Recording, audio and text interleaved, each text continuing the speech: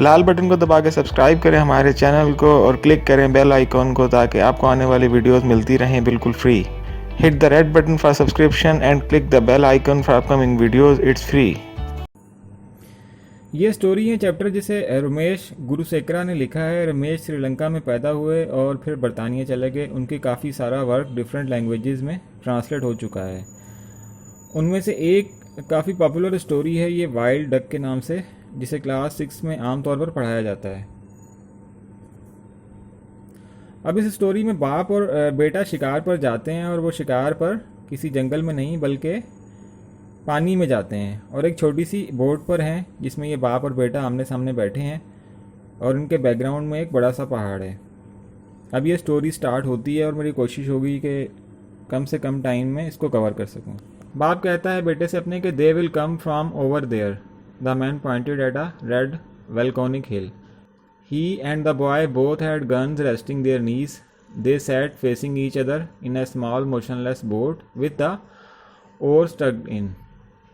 बाप बेटे को कहता है कि वो यहाँ से आएंगे, तो वो उस वल्कोनिक हिल की तरफ उंगली से इशारा करता है। वल्कोनिक हिल का मतलब यहाँ पर ऐसा पहाड़ जो लावा उगल रहा हो। इस आदमी के पास और उसके बेटे के पास गन्स थी जो इन्होंने अपनी नीज पर रखी हुई थी। ये दोनों आमने सामने मोशनलेस एक बोट में बैठे हुए थे। मोशनलेस का मतलब यहाँ पर यही है कि एक ठहरी हुई कश्ती जो पानी में आहिस्ता आहिस्ता मूव कर रही है, जिसमें चप्पू लगे हुए थे। चप्पू उसको चलाने के लिए इस्तेमाल करते हैं। फिर वो बेटे से पूछता है कि क्या तुम तैयार हो, तो वो जवाब देता है हाँ। Are you ready, he asked his son. Yes. They came in clouds, huge clouds moving very fast. He moved his arm in a wide sweep, rocking the boat. You have to be quick, shoot fast. तो अपने बेटे से बाप कहता है कि वो झुंड में आते हैं। झुंड यानी बहुत बड़ा ग्रुप आप कह लें इसको। बहुत बड़े झुंड में आते हैं और बहुत तेज़ होते हैं। तुम्हें बहुत तेज़ी दिखानी पड़ेगी, जल्दी गोली चलानी पड़ेगी। I ran his finger down the cold blue barrel of his gun. Minute by minute, the light changed on the flat surface of the water. Orange-red mauve seeped from the sky. It was late afternoon. A lake in the wilderness. वो लड़का बंदूक के barrel पर अपनी उंगली रख लेता है या अपने आप को बंदूक चलाने के लिए, शिकार करने के लिए तैयार कर लेता है। वक्त गुजरने के साथ साथ, यानी जैसे जैसे टाइम गुजर रहा है, तो पानी पर जो रिफ्लेक्शन था आसमान का, स्काई का, उसका कलर चेंज हो रहा था। पहले ऑरेंज, फिर रेड। क्योंकि वो लेट आफ्टरनून शिकार पर गए थे, इसलिए जब दोपहर से शाम हो रही होती है तो आसमान अपना रंग बदलता है। इस वजह से पानी पर आसमान की जो रिफ्लेक्शन थी उसका कलर भी चेंज हो रहा था। वो लेक एक बयाबान में थी, यानी वीरान इलाके में थी। वाइल्डरनेस का मतलब यहाँ उजाड़ या जंगल, बयाबान हम कह सकते हैं इसे, जहाँ पर लोगों का आना जाना कम हो। अर्ली गन तो वो कहता है हाँ।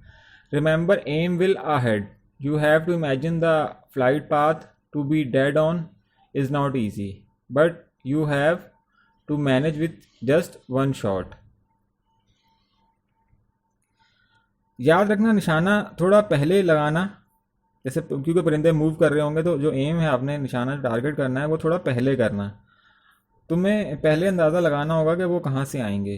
बिल्कुल ठीक होना आसान नहीं होता। डेड ऑन का मतलब यहाँ पर एग्जैक्टली या एक्सट्रीमली राइट से आप ले सकते हैं, मगर तुम्हें एक शॉट से ही मैनेज करना पड़ेगा। आई नो, वो कहता है हाँ मैं जानता हूँ। Suddenly the boy looked up, is that them? A ribbon of black dots blowed out of the horizon. The boy was spellbound, breath whistled out of his small round mouth. Watching birds was his passion. अचानक वो लड़का आसमान की तरफ देखता है, उसे black dot का एक रिबन जैसा आसमान पर नज़र आता है, तो वो उनके जादू में खो जाता है। स्पेल बाउंड का मतलब फैसिनेशन या फैसिनेटिंग से आप ले लें। परिंदों को देखना उसका पैशन था। फिर वो कहता है कि देयर मस्ट बी मिलियंस, ये तो लाखों में है। Half the sky was covered by teal, huge cloud of them banked one way then another, change the shape of the sky and blotting the light. The sky deepen, the water turn black. Small groups broke away, diving then rising in perfect formation. आधा आसमान till या उन ducks से भर चुका था। उनका बड़ा झुंड एक पोजीशन में उड़ता था, फिर दूसरी पोजीशन में उड़ता था, एक पोजीशन से दूसरी पोजीशन में उड़ता था। वो रोशनी को रोक रहे थे और आसमान की शक्ल को भी चेंज कर रहे थे। आसमान गहरा हो गया था और पानी काला हो गया था। छोटे छोटे ग्रुप्स अलग हो गए थे उनके, यानी पहले तो वो एक ही ग्रुप में थे सारे परिंदे, लेकिन अब वो उनके छोटे छोटे ग्रुप अलग हो गए थे। कभी वो डाइव लगाते थे और कभी ऊपर जाते थे। एक परफेक्ट फॉर्मेशन थी उनकी। फिर वो कहता है कि will they land here on the lake, क्या वो नीचे उतरेंगे लेक पर? They look too high, I think they are aiming for somewhere else. तो वो कहता है कि नहीं, ये तो बहुत ऊंचे हैं, मेरा ख्याल ये कहीं और जाने का इरादा कर रहे हैं।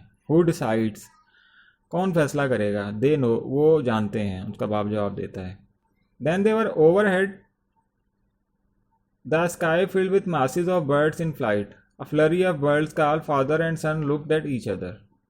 तभी वो इनके सर पर आ जाते हैं और आसमान परिंदों से भर जाता है। बाप और बेटा एक दूसरे को देखते हैं। Here goes the man undid his safety catch and start firing, throwing buckshots at the sky. The explosions shook the board. The lake rippled. He pumped the gun empty, too high. They re-flying much too high. अनडिड का undo का past है। अनडिड का मतलब है कि gun का जो safety catch था उसको हटा कर, वो एक सेफ्टी उस पर लगा होता है गन पर कि गलती से कि गन ना चल जाए, तो वो सेफ्टी कैच को हटा देता है और फायरिंग शुरू कर देता है। बग शॉट्स मतलब ये जो एक छर्रे निकलते हैं बहुत सारे उनकी गन से, तो उसका उन्होंने बताया कि बहुत सारे छर्रे निकले, यानी एक गोली नहीं थी, बहुत सारे छर्रे निकल रहे थे गन से। और उसके जो शोर था उससे बोट हिल रही थी। और जो नदी थी उनकी पहले तो बहुत सुकून में थी, लेकिन उसके बाद हल्की हल्की सी वेव्स, क्योंकि बोट हिल रही थी तो हल्की हल्की वेव्स पैदा होना शुरू हो गई थी। और उसने अपनी गन जो थी वो खाली कर ली थी और उसने बोला कि यार ये तो बहुत ऊपर उड़ रहे हैं। His son slowly raised his rifle. He had a more patient and steady hand. He picked a single speck out of the mass in the sky, the leader of the formation flying towards them. He aimed and fired. The speck plummeted. फिर जो उसका बेटा है वो बहुत cool था अपने बाप की निस्बत। बाप काफ़ी जल्दी में था, बेटा जो था उसने अपनी बंदूक उठाई और उसने एक सिंगल स्पेक, कहते हैं यहाँ पर एक स्मॉल स्पॉट ले लें, मतलब उसने एक स्मॉल स्पॉट लिया उस पूरे झुंड में से और उसको उसने टारगेट करने की कोशिश की। वो उनका लीडर था जो पूरे ग्रुप का, शायद वो आगे आगे उड़ रहा था, तो उसने उसको टारगेट करने की कोशिश की, उसका एम लिया और फायर कर दिया। You got the leader, the man cheered, another bird swiftly took its place, they were all leader by instinct. तो बाप जो है वो काफ़ी खुशी से चिल्लाता है कि तुमने लीडर को गिरा दिया, लेकिन एक और परिंदा उनकी जगह ले लेता है, क्योंकि इनमें यही रिवाज होता है, अगर एक परिंदा जो है वो हटता है तो उसकी जगह दूसरा आ जाता है, तो उसका जगह को दूसरा परिंदा आ जाता है। I want to find it, the boy put down his rifle and took the paddle, did you see where. तो वो कहता है कि मैं उसे ढूंढना चाहता हूँ, और लड़का जो है वो राइफल रख देता है और चप्पू चलाना शुरू कर देता है। तो उसे पूछता है कि तुमने देखा है कहाँ है। It fell just behind the bulrushes, go round that way.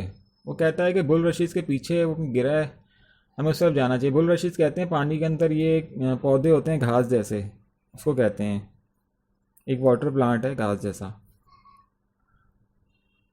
The boy move the boat against the tide of steel wheeling overhead, his arm tremble as he pulled the paddle through the black water. अब वो लड़का उस झुंड में से boat को चलाता हुआ लेके जा रहा होता है, उसे डर भी लग रहा होता है क्योंकि वो उसके सर पे ही उड़ रहे होते हैं बहुत ज़्यादा, और उसके हाथ थोड़े काँप रहे होते हैं जब वो चप्पू चला रहा होता है उस काले पानी में से। I think I can see it, he said leaning forward. वो कहता है कि शायद मैंने उसे देखा है। जब वो आगे की तरफ बढ़ते हैं, there was a lump floating on the water. अब लम्प यहाँ पर मतलब कोई सॉलिड मैटर जिसकी कोई प्रॉपर शेप ना हो, उन्हें ऐसा कुछ लग रहा होता है तैरता हुआ पानी पर।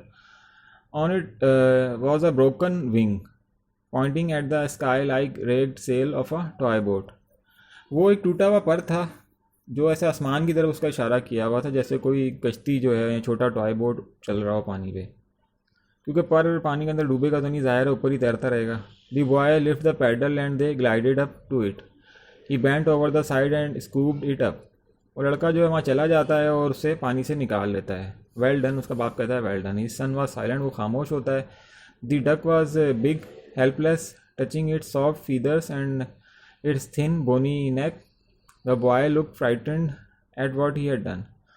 अब वो डक को काफ़ी बड़ी थी, हेल्पलेस थी, और उसको टच करता है उसके नरम नरम परों को और उसकी गर्दन पे हाथ फेरता है, वो तो लड़का काफ़ी घबरा जाता है कि उसने क्या कर दिया, छोटा बच्चा होता है। Then the duck lifted up its head, look it's not dead. तो वो थोड़ी सी गर्दन उठाता है, वो परिंदा डक थोड़ी सी गर्दन उठाता है, तो वो कहता है कि देखो ये मरा नहीं है। The blood seem to flow again in the boy's arm, he braced in relief, the duck looked blank. अब वो उसके हाथों पे बच्चे का खून लग जाता है, लेकिन वो थोड़ा सुकून में आ जाता है कि डक अभी मरा नहीं है, वो थोड़ा बेहोशी की हालत में आप कह सकते हैं होता है। The boy strokes its head, I want to go home, you will have to look after it, I know I want to. तो लड़का कहता है कि हमें घर जाना चाहिए, और वो कहता है कि तुम्हें इसका ख्याल करना चाहिए। तो बेटा कहता है कि हाँ मुझे पता है, मैं इसका ख्याल रखूँगा। At home the boy bandage the wing and learn to feed the lame duck, he spent hours watching its waddle about the backyard. Sometimes it would stretch its neck and try to flap its lopsided wing, but it could never fly again. अब वो लड़का घर ले जाता है, उसकी bandage करता है विंग पे, और उसे खिलाने पिलाने की कोशिश करता है। वो काफ़ी घंटों जो है उसको देखता रहता है बैकयार्ड में चलते हुए। वो कभी कभार अपने विंग्स को मूव करने की कोशिश करता है, अपनी गर्दन को हिलाने की कोशिश करता है। लॉप साइडेड कहते हैं कि कोई इंजर्ड पार्ट ऑफ बॉडी जो अब बिल्कुल मतलब ख़त्म हो चुका हो। तो उसका जो पर था वो गोली लगने की वजह से उसका पर एक तो इंजर्ड भी हुआ, तो दूसरा ज़ाया भी हो गया था, इसलिए वो कभी उड़ नहीं पाता। One day the man asked his son where is the gun, I threw it away, he said defiantly. तो एक दिन वो पूछता है बेटे से कि गन कहाँ है, तो बेटा कहता है मैंने उसे फेंक दिया। डिफिएंटली का मतलब रिजिस्ट करना, यानी थोड़ा धमकी अमेज लहजे में बात करना बाप से। यू वॉट आज the man shocked at his son boldness, it was mine, you gave it to me. तो कहता है क्या, थोड़ा घबरा जाता है कि बेटा मेरा इतना मतलब बोल्डनेस से क्यों जवाब दे रहा है। वो कहता है कि मेरी थी वो गन, आपने मुझे दी थी। But it did not kill your duck, it gave you your duck. उसने तुम्हारे डक को मारा नहीं है, बल्कि तुम्हें एक डक मिला है उस गन की वजह से। इट मेड मी सिक, तो कहता है कि मुझे बहुत बुरा लगता है ये सोचकर। The man felt the blood pumping in his head, and then he was filled with a sense of peace, he found he was relieved, the gun had gone. उसके बाद जो आदमी था वो थोड़ा सुकून में आ जाता है, या थोड़ा ठंडा पड़ जाता है अपनी बेटी की बात सुन के। और उसे जब पता चलता है कि गन उसके पास नहीं है, वो गन यहाँ से जा चुकी है।